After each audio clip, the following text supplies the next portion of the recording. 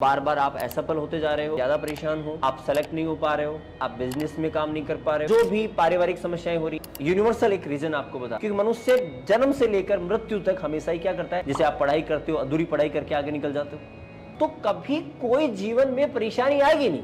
वो कहते दुख आते हैं जीवन में, नहीं आएंगे। साम दाम दंड भेद।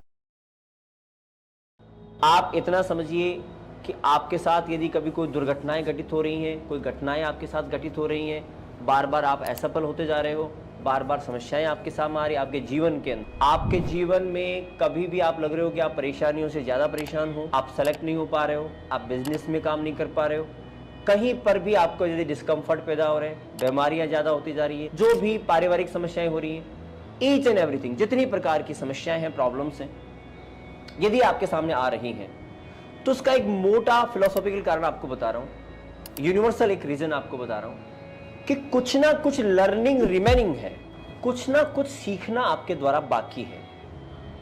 और प्रकृति यूनिवर्स आपको सिखाना चाहता है इन घटनाओं के। प्रकृति कभी आपको दुखी नहीं करना चाहती, भगवान प्रकृति कभी आपको परेशान नहीं करना चाहती, वो आपको हैप्पी रखना चाहती है, वो हैप्पी रखने के लिए ही है। अब हमें दुखी है, परेशान है, इसका मतलब है कि हमारा जो लर्निंग प्रोसेस था, क्योंकि मनुष्य जन्म से लेकर मृत्यु तक हमेशा ही क्या करता है, सीखता है, लर्निंग लेता है। इस लर्निंग को हमने कहीं ना कहीं स्टॉप कर दी है, चाहे मन के कहने पे कर दिए हो या मोबाइल के कहने पे कर दिए हो, आज की दुनिया पे कहने पे कर दिए हो, आपने लर्निंग को कहीं ना कहीं स्टॉप कर दी है। तो आप इतना समझ जाइए, कोई प्रॉब्लम हो रही है तो उस प्रॉब्लम से संबंधित लर्निंग के साथ कहीं दिक्कत है। बहुत बड़ा फिलोसॉफिकल स्टेटमेंट बोल रहा हूं मैं। लर्निंग और लर्निंग के पीछे चलो, कुछ ना कुछ लर्निंग रिमेनिंग रहती है, इसीलिए आपको डिस्कंफर्ट महसूस होते हैं, इसीलिए रोग दोष इकट्ठे होते हैं, इसीलिए परिवार में अशांति होती है, इसीलिए बिजनेस फेल होते हैं, इसीलिए करियर नहीं मिल पाता। सिर्फ और सिर्फ लर्निंग, सीखना कुछ ना कुछ बाकी रह जाता है आपके द्वारा, क्योंकि मनुष्य सीखने के लिए बना है और वो जन्म से लेकर अंत तक सीखता ही रहता है। बहुत बड़ा फिलोसॉफिकल स्टेटमेंट है। मैं समझता हूं इसका यदि आप प्रयोग करोगे और अपने आप को अगेन एंड अगेन पूछोगे, जब कभी जिस फील्ड में, जिस क्षेत्र में आपको कोई परेशानी हो, कोई प्रॉब्लम आपके सामने आए, आप अपने आप को एकाग्रचित करके अगेन एंड अगेन अपने आप से पूछो कि क्या रह गया सीखना, क्या मैं इस कार्य को और भी अच्छे तरीके से कर सकता था, क्या कोई लर्निंग अधूरी रही।